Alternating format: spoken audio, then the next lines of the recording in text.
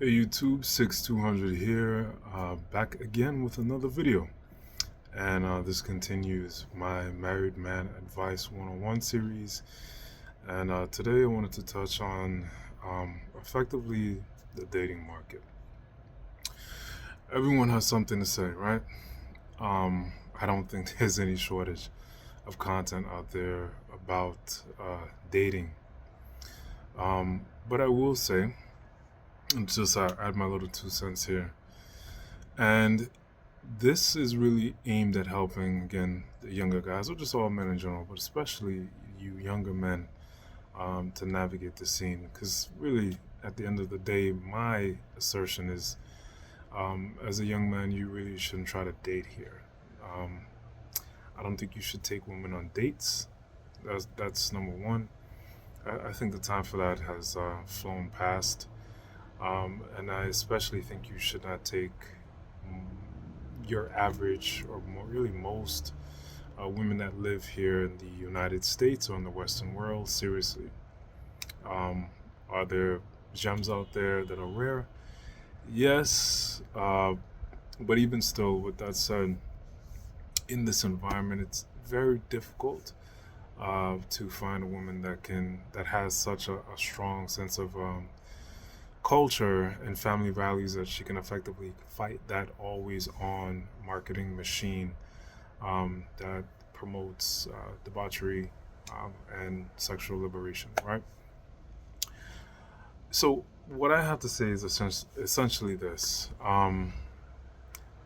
any woman that you find, if she's cool or you guys get along really well, here's the deal. One of the things that you need to watch out for is who, whichever man might have imprinted on her. This is something that's starting to gain traction. It's starting to be discussed more, but it's still not really talked about enough. Um, what I mean by that, if you're unfamiliar with the process of imprinting, is for most women, especially by the time they become, adults in their 30s, let's say, right? Even mid 20s or so, there's some man that that they've had relations with, sex is most likely involved, um, where he's that guy, he's him, right? He's him. And what that means for you is that you can't be him. You'll never be him. You can't beat him. You can't overtake him. You can't really compete with him. And it's not because you're not good enough, it's because another man imprinted on her before you got to her. And quite frankly, this is why historically it mattered. It was important that women were virgins. Okay? If you, as a man, you're looking for a wife, do you want a woman that is still mentally and emotionally attached to some other man? You don't want that. And because we live in this time where everyone's sexually free, running about the place, you can bet your bottom dollar that your woman has had her fair share of dicks, and one of those dicks is better than the rest. Be it that he sexually dominated her in a way that basically turned her out, be it that he solved every problem for her, they just had this amazing chemistry, be it that he just got there before any other man did, meaning he was the one that took her virginity. There are these ghosts and bodies that you will have to compete with, and it's effectively a losing battle, right? This is why it does matter. Body count does matter. Your woman's past matters, and not that your past doesn't, but we're not the same. And I'm not going to get into that on this particular, or in this particular video. It's really clear that men and women are different. We give, they receive. Okay, if your woman has received too much of what we men give, she can't really be your woman because she's had too much of what other men have doled out. She's not your woman. She just cannot be your woman, and you shouldn't try to make her your woman. If you ask a set of questions, in fact, you'll figure this out quite early when you and your, I don't know, your prospect are just talking, vibing, and I said, don't take them out, right? I would, by the way, I would recommend just meetups. Just meet in a park. Just talk if you wanna even have this kind of interaction. Don't spend money on them, on women like that. It's really a waste of time. It's a waste of your resources.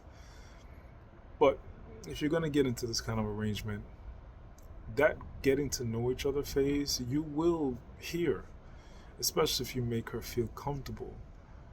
You will hear. Just listen, right? Just listen. Women tend to talk about their ex or exes these days quite often, and from that you can effectively gather that, oh wow, okay, there's someone that made an impression that imprinted on that woman. Um, Quite frankly, in this day and age and in this society, you really should just assume that, which is what disqualifies the modern Western women from marriage and all that other good stuff. But if you're going to go one by one, woman by woman, this is something that you should really keep in mind. Figure out if someone did imprint on her based on her age, based on the demographic. I would say most likely yes. And then put her in the appropriate category. Like I said, do not try to compete with the ghosts of this woman's past. It's not going to turn out well for you. It's going to basically be a waste of time. And even if you know, try to take it down the aisle, this is going to be, you're signing up for a life of silent competition. And really, she can't help it. I'm not even blaming the woman, because this is the nature of women. When a woman is exposed to something, especially she's had this experience, and the experience was, if the experience was bad, she doesn't want to repeat it. If the experience was good, she does. Women don't go backwards in lifestyle. I think we all understand that, right? So if a man she met, even if she wasn't his woman, okay, gave her an experience, you don't want to be the competitor to that. It's too much. It's too much, because what do you gain out of it? What? What do you gain out of it? That answers absolutely nothing. What satisfaction of what, topping him? That's stupid. That is dumb, and you're basically chasing your own tail. All right. My advice to you young guys out there is, do not try to compete with the experience that some previous man gave your woman. Okay? Stay away from women like that. Stay away from women that have had these experiences. That basically rules out the modern Western woman, truth be told.